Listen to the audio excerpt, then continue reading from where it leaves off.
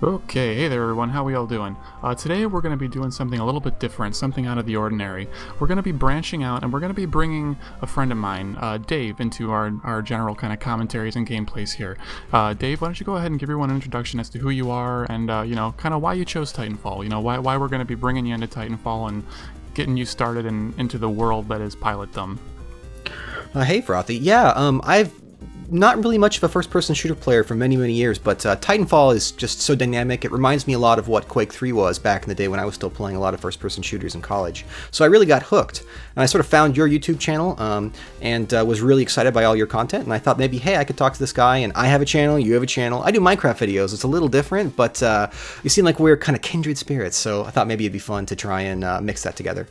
So there you have it, everybody. That's Dave. Everyone, just be sure to go and say hi to him. Go check out his YouTube channel. You can check the link in the description box down below. But anyways, we're gonna get started with a little bit of Frontier Defense, Dave. It's one of the new game modes for Titanfall. I'm sure you're gonna love it. So this new game mode, right? The one that just came out involves a kind of a Horde mode where this is the thing you predicted on your channel, if I recall correctly. Yeah, correct. Yeah. So yeah, that's pretty much exactly what happened. So I guess not perfectly. I was a little bit off, but yeah, basically about a month ago, I had a little inkling, a little bit of a hunch that we might be seeing a Horde mode. Ended up turning out to be a reality, and now we're going to be going ahead and playing that. So just a wave defense, generally, 5 separate waves of enemies coming after us, and it's our job just to kill all of them and to keep the frontier safe. And so there's no pilots in this case. Correct. It's just going to be us versus AI. So a complete, pure, uninterrupted experience. Well then, so what sort of weapons are we focusing on? Okay, so basically, since we are playing mostly against AI, against the robots, we don't really need to care about having any kind of honor or dignity. We just want to be able to kill stuff as quickly and efficiently as possible. There's not a whole lot better to do that with than the Smart Pistol. We're going to go ahead and roll with enhanced targeting on the Smart Pistol. Basically, that's just going to let us lock onto stuff as quickly as we possibly can and just keep killing stuff and get them away from our defense point and keep it alive as long as we can. Okay. Well, what about the sidearm then? Sure, so for your secondary slot, I like to use the B3 Wingman the best just because it enables me to engage enemy grunts in ways that I couldn't do with the Smart Pistol. So the Smart Pistol's one drawback in this mode is that it does have a very limited range, and there's going to be a few types of enemies coming through that are just generally going to be outside of your range by design. Those are going to be Sniper Spectres and Cloak Drones. Their whole point in life is to stay away from you, and to kind of trounce your Smart Pistol and to make you, actually have to get close to them in order to deal with them generally.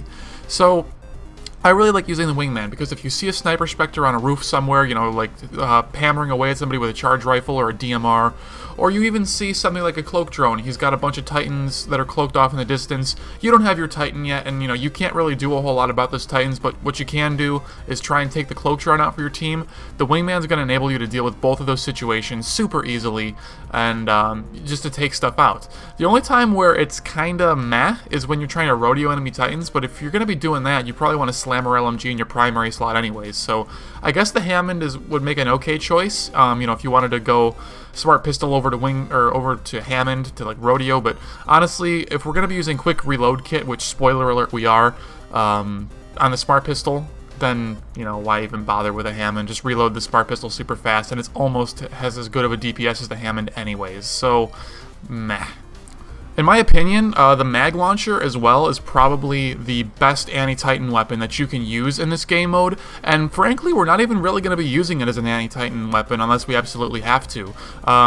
What's great about this Horde mode, or I guess I should say Frontier Defense, is that every enemy type except for grunts are mechanized. So you have regular Spectres, Sniper Spectres, Suicide Spectres, Cloak Drones, Titans, I don't think I'm forgetting anything, so pretty much all those enemy types are all mechanized.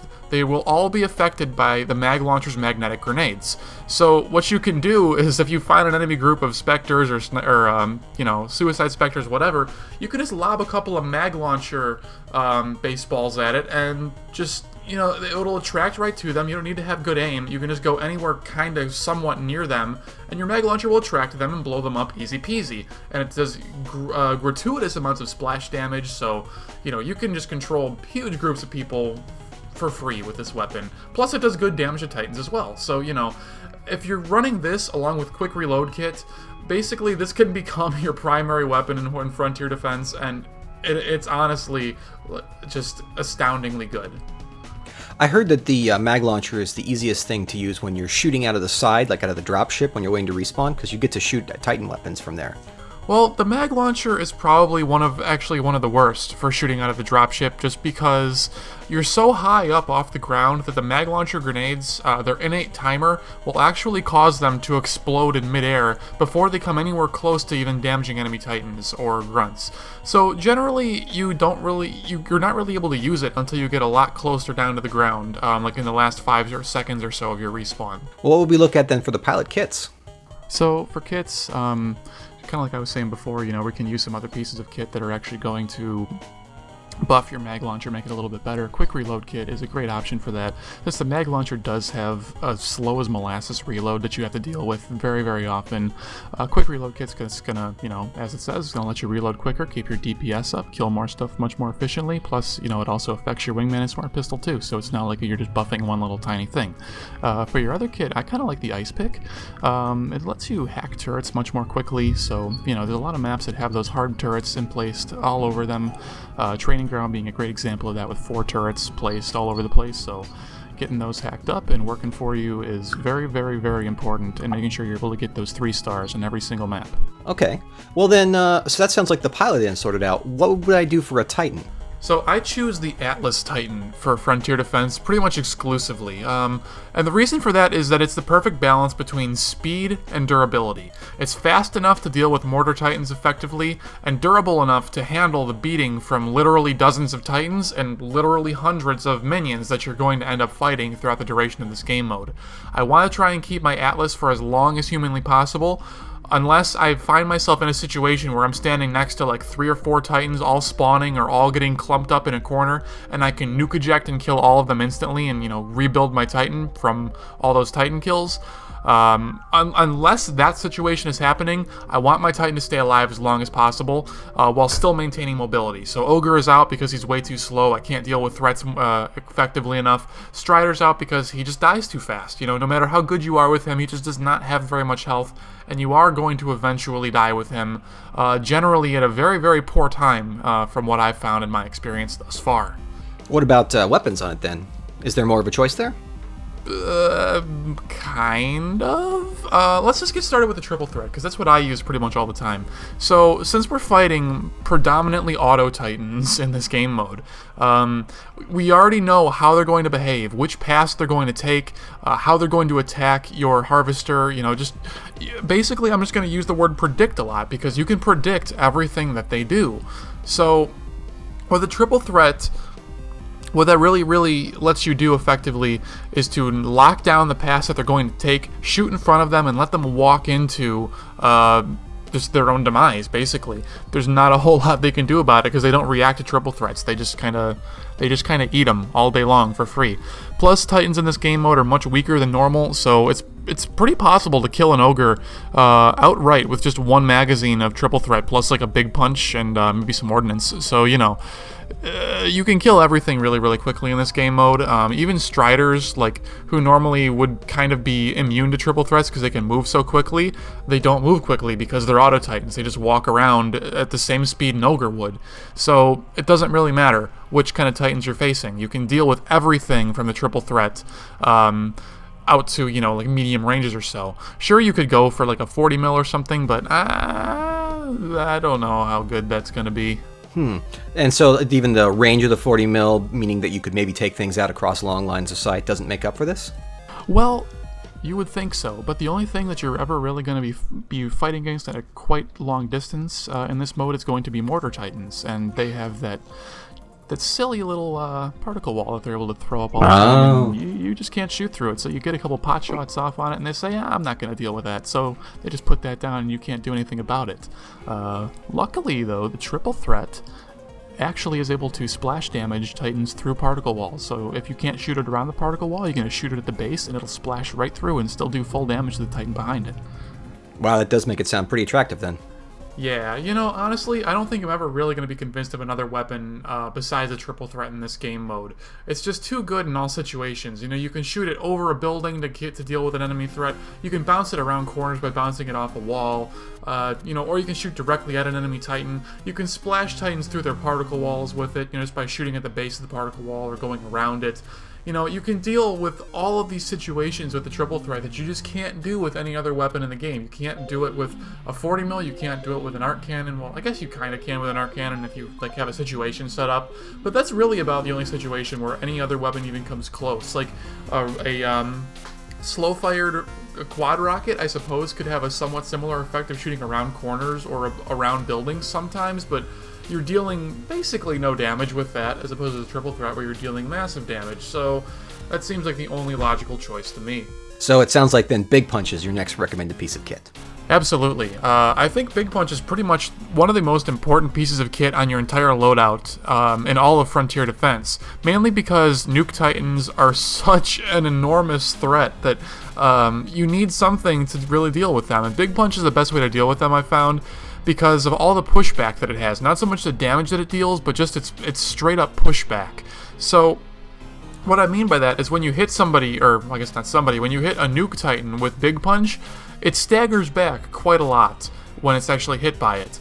So what you can do is just, once the Nuke Titans end up getting into a really tight kind of hallway or trying to turn a corner, something like that, somewhere where you can choke them, you can just try and dash in front of them, like whoever is farthest down the conga line, make sure you get in front of him and get in front of his path, and just start big punching him to death. Just big punch over and over and over, and you're going to force him to keep moving backwards and backwards away from your harvester. And not only will you have that, but every Nuke Titan that's behind him in the conga line is also going to be stuck because they can't walk through their own teammate. They can't walk through anything, they're not magic. So if the one in front is stuck, they're all going to get jumbled up behind him. So basically what Big Punch is going to let you do is just take an entire lane's worth of conga line Nuke Titans and just shut them down. They can just no longer advance towards you, and they're just all going to be stuck. And as a matter of fact, once that starts happening, you're going to have a lot of Nuke Titans start grouping up. So what you can do is, if you do start to take significant damage from them, is just nuke eject on them.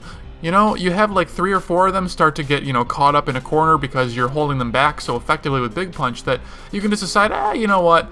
I want to heal my Titan. So you can just nuke eject, you kill 4 of them, and you'll get so much build time reduction off that nuclear ejection explosion that a lot of times you can actually call in a new Titan while your original one is still exploding for the nuclear ejection on the ground. You can call in your next one and have it ready by the time you actually hit the ground. So it's a really, really great strategy.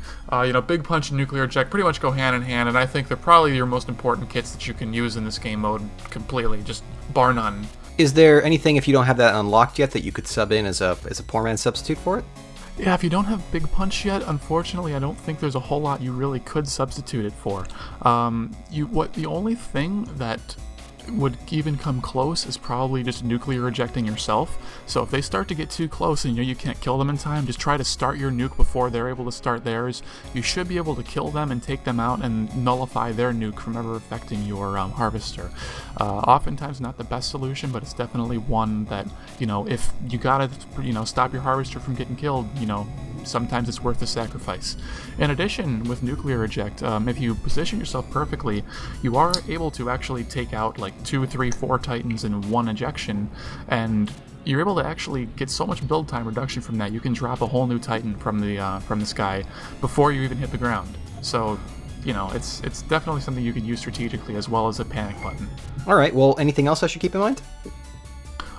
Truthfully, not a whole lot. I like to use Electric Smoke and Cluster Missile as the other pieces of that ordnance just to round everything out. Just because the AI, while it is improved in Horde mode, they are definitely smarter and faster and more deadly than they would be in traditional multiplayer. They are still kind of dumb. They do still like to walk in straight lines. They do have predictable paths, so you're able to very easily shut those down with Electric Smoke and Cluster Missiles. In addition, they also synergize with Big Punch very well. Somebody starts to come walking you down too much, you can put Electric Smoke down and punch him back into the smoke. As soon as he walks out of the smoke, you punch him back in, rinse and repeat over and over until they go boom. Okay. If you don't have those unlocked, is there any other stuff that you might put together to maybe work with the nuclear ejection? Truthfully, not really. I think it's really essential that you have Big Punch and Triple Threat unlocked, and are using them in order to perform really, really well in a public game sort of sense. If you don't have them unlocked, then I would recommend just continuing to play Frontier Defense. Use what you like best. A Burst Fire 40 mil is really, really good for this mode. Capacitor Arc Cannon is really, really good for this mode. Quad Rockets are actually surprisingly effective in this mode. So there's definitely other stuff that you can use and be very effective with. I definitely don't recommend Chain Gun or Railgun at all for any reason in this mode, by the way.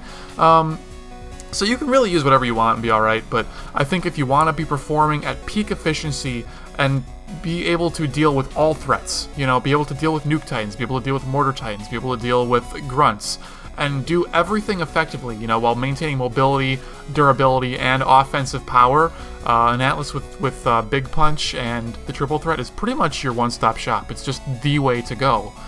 So if you don't have it yet, just run whatever you want. Try and just build your experience points up. Use your black market credits to buy some burn card packs that give you extra XP cards.